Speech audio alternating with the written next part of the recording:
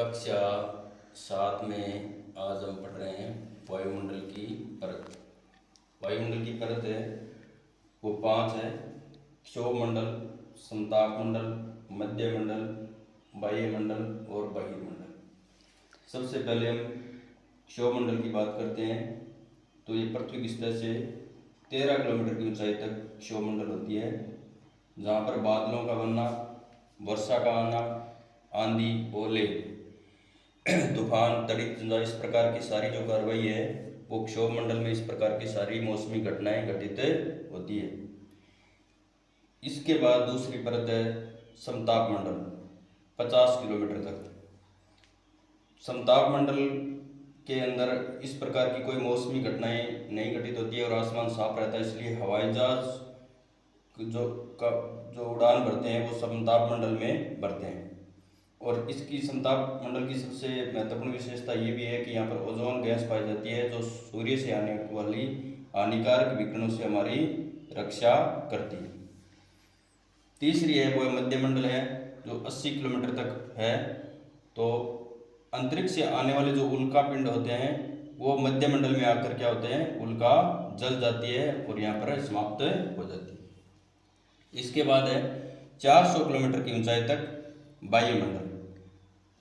Radio संचार जो तरंगें हैं वो वायुमंडल से परावर्तित होकर वापस पृथ्वी पर लौटती है, इसलिए यह भी संचार की दृष्टि से महत्वपूर्ण परत है। वैसे आपकी कक्षा में इसके अंदर एक प्रश्न है कि सबसे महत्वपूर्ण परत कौन सी है, तो क्षोभमंडल है, क्योंकि बादल, वर्षा, आंधी सब इस परत के अंदर ये मौसमी घटनाएं घटित होती है।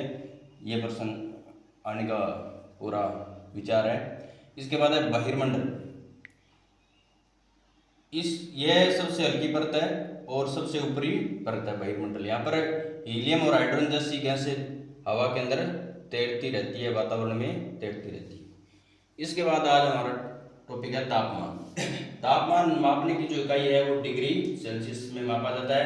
और डिग्री सेल्सियस में नापने का आविष्कार किसने किया था? तापमान का आविष्कार, डिग्री सेल्सियस का आविष्कार किया था एंड्रस सेल्सियस ने किया था।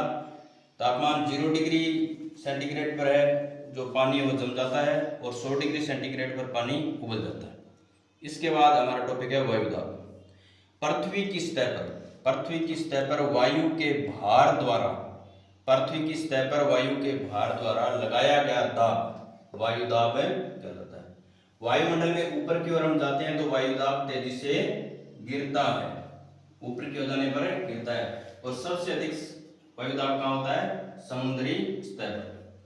ये 3rd ग्रेड टीचर भर्ती 2013 में ये प्रश्न पूछा हुआ है, सबसे ज्यादा वायुदाब कहाँ है? वायुदाब को नापने की इकाई है मिलीबार। क्या है? मिलीबार में वायुदाब मापते हैं। इसके बाद है पवन क्या है? हवा। पवनें कई प्रकार की होती है, जैसे स्थायी पवनें जो वर्ष भर एक निश्चित दिशा में बहती रहती है। मौसमी पवनें होती है वो ऋतुओं के अनुसार बदलती है, जैसे भारत में मानसूनी पवन।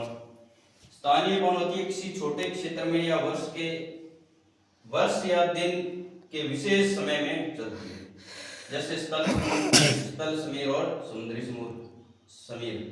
लू। भारत के उत्तरी क्षेत्र में गर्म और शुष्क कौन सी चलती है? लू चलती है। यह भी प्रश्न पूछा गया है कई बार। भारत के उत्तरी क्षेत्र में गर्म और शुष्क पवन जो चलती है, उत्तरी क्षेत्र में हम ही है, और ये हमारे यहाँ पर राजस्थान में, पश्चिमी राजस्थान में कौन सी गर्मी के ऋतु में हवा चलती है? लू चलती है। आर्द्रता क्या होती है? वायु के अंदर जो नमी होती है, यानी वायु में किसी समय जलवाष्प की जो मात्रा होती है उसे हम क्या कहते हैं? आर्द्रता कहते हैं।